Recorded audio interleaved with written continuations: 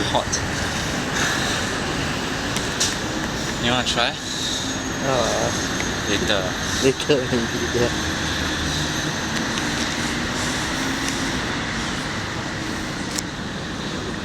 You should wear shoes. Yeah, I think I fucked up the suit. Shit. Sorry. I only brought slippers. Oh.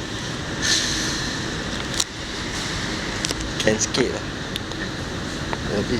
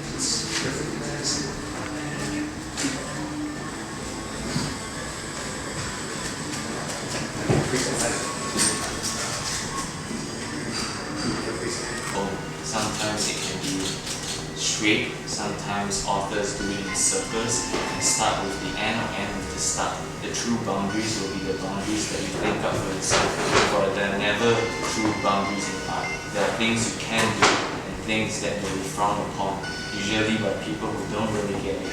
But I also urge you to consider that these people who don't really get you or what you are saying might also be right. So at the same time, balance your pride and others gracefully and with thought. For if this whisper starts, it will only get louder at the end. This is how your mind works, to manifest. Whatever you feed is whatever you grow. So keep with it. Stay with these soft cries that look towards you. They need you to give them meaning. And these meanings must be shared. For the only common ground and the only same level concrete ground that we share in this experience is pain. For violence is the talk at the dinner table in the ghetto, drugs is the news for many unsuspecting tourists of literature. We must talk about it.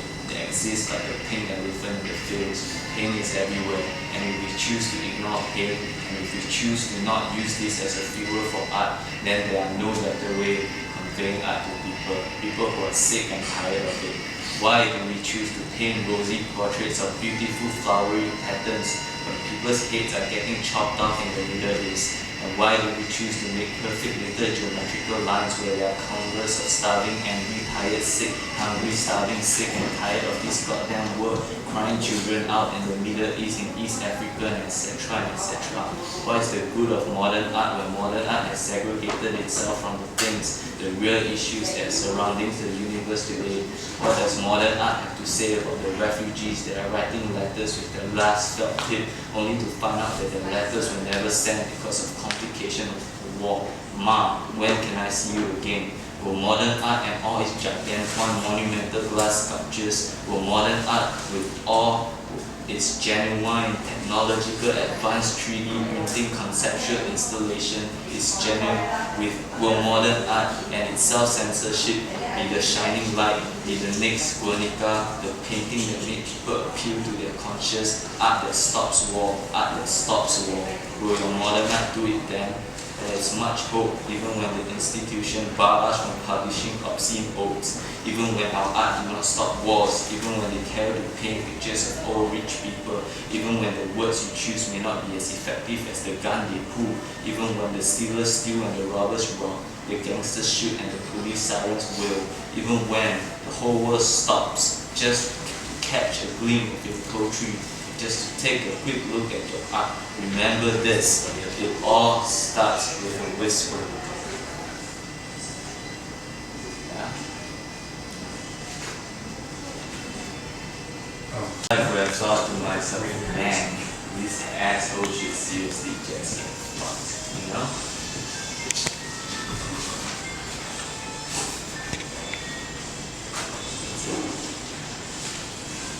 He once wrote in the movable fist that he found it very easy to write in the place when the place he's writing about is far away somewhere else. He also drank a bit. The writer's voice is the voice that authors seek out if they want to be known or to be distinct to other authors, and thus they have their own personalized voice. The writer's voice is also, as some people may think, as the reading voice. And yes, this is also true. If you write a piece of poem or haiku or whatever, and if you do it in your own voice, there's so much more magic to it. Because you never really know until you hear it. You never really know Holden Caulfield unless you held your breath through the books as if you were Holden. As if Holden read your mind. And that's when you know Salinger is speaking. And he speaks loudly. Sometimes he speaks with a rhythm. This is the Salinger that you know. There are so many ways to find your voice. You can be a genuine, true, pure self. But I think you have already considered that there is no such thing as a real self. The Greek term for person coming from the word mask. It puts forth the argument that human beings are mere actors. We put on different masks for different occasions. I put on my depressed mask sometimes to write depressingly. I also put on my happy mask sometimes if I want to write a poem to my girlfriend, my niece, or my mom, or whoever that's important enough to not quite let the sadness shows. It's important that the voice remains a dual entity, always balancing on a tightrope, and also flipping back and forth like a switch. You can also very well be a multi-colored fountain tip pen if you choose to. There are many faces that you can have, and many voices that you can show to the readers. The trick is to not show them all too quickly, or you may also choose to, but that would not be ideal for your sanity. Writing is a risky business. Writing is like music. You need to feel your way into things. Do not rush into a tempo, or before you know it, you'll be burned and there's nothing left to write. Hemingway also likes to leave his last thoughts unwritten, and he will leave it to write the next day, and this will keep his tempo going for a good while. You have to build and find a voice of your own. This is probably what many institutions don't teach their students. Institutions are built like cookie cutters, and if you got an A on your most recent writing assignments, I urge you to not be elated too soon, because that might not be such a good thing as your writing fits their given requirements. I don't think that counts as writing, as some people taught you and asked you to write. If you were told to write it, then it is not your intention. Although there is a voice, it will leak out only so lightly, so light it might even be minuscule. I'm not saying drop out of school or get an F to be a good writer. Just know that even if you do not get the validation you're hoping for, getting any validation is, at the end of the day, just what people think of you and your writing. It's a way to judge, but it's not the way. It's not the only way. The voice that you must find will not come served on a silver platter from a publisher. You will not be found through your publishing house or the people at the board. You will not be forced by big men with money or women with suited authorities. You will not be tainted by the likes of men who do not appreciate poetry. You will not be entertained by the men who would like to see it all burn. Instead, it will serve the honest man, the man who will throw the ashes on a given journey of his own choosing. The voice you must seek will be the most important and the most vital to his path as a poet. Yeah. Okay.